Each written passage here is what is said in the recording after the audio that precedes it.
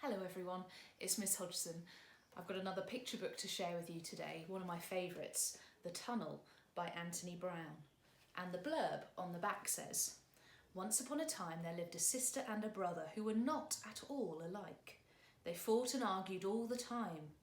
Then one morning they discovered the tunnel and everything changed." Are you ready? Then let's begin.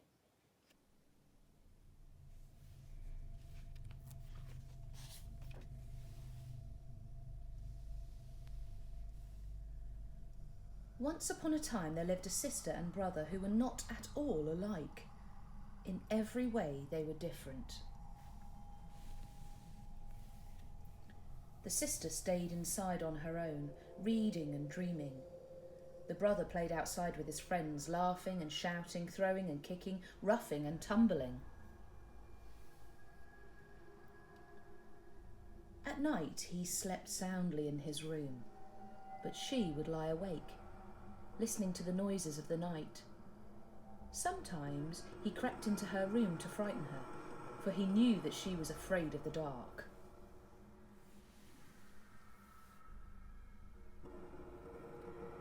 Whenever they were together, they fought and argued noisily, all the time.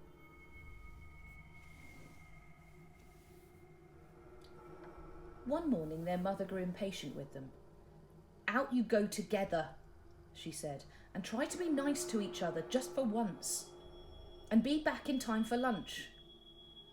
But the boy didn't want his little sister with him.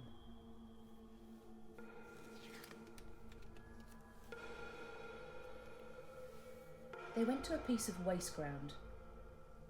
"Why did you have to come?" he moaned. "It's not my fault," she said. "I didn't want to come to this awful place. It scares me." "Oh, you baby," said her brother. "You're frightened of everything." He went off to explore.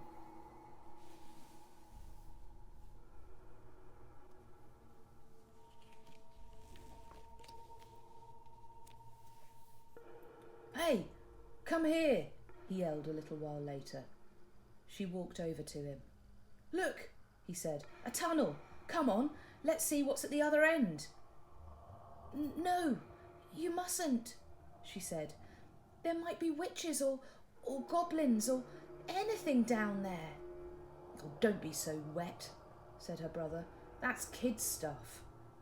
"We have to be back by lunchtime," she said.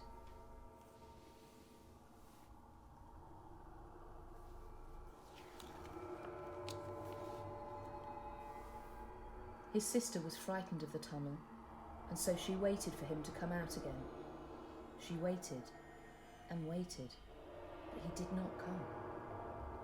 She was close to tears. What could she do? She had to follow him into the tunnel.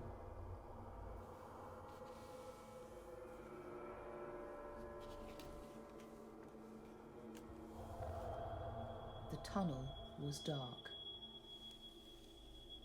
and damp and slimy and scary.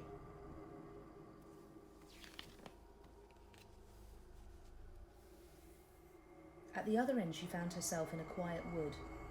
There was no sign of her brother, but the wood soon turned into a dark forest. She thought about wolves and giants and witches and wanted to turn back, but she could not. For what would become of her brother if she did? By now she was very frightened, and she began to run, faster and faster.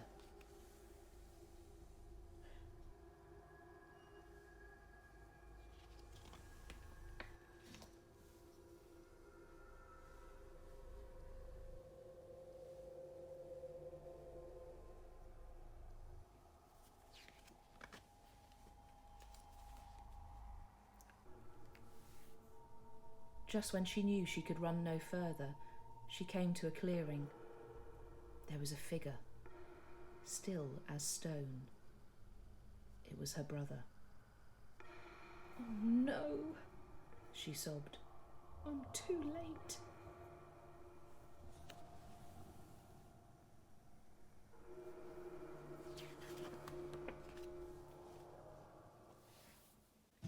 She threw her arms round the cold, hard form and wept. Very slowly, the figure began to change colour, becoming softer and warmer. Then, little by little, it began to move. Her brother was there. "Rose, I knew you'd come," he said. They ran back through the forest, through the wood, into the tunnel and out again, together.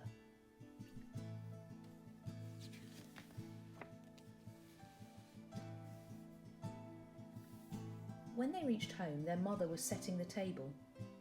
"Hello," she said. "You two seem very quiet. Is everything all right?" Rose smiled at her brother, and Jack smiled back.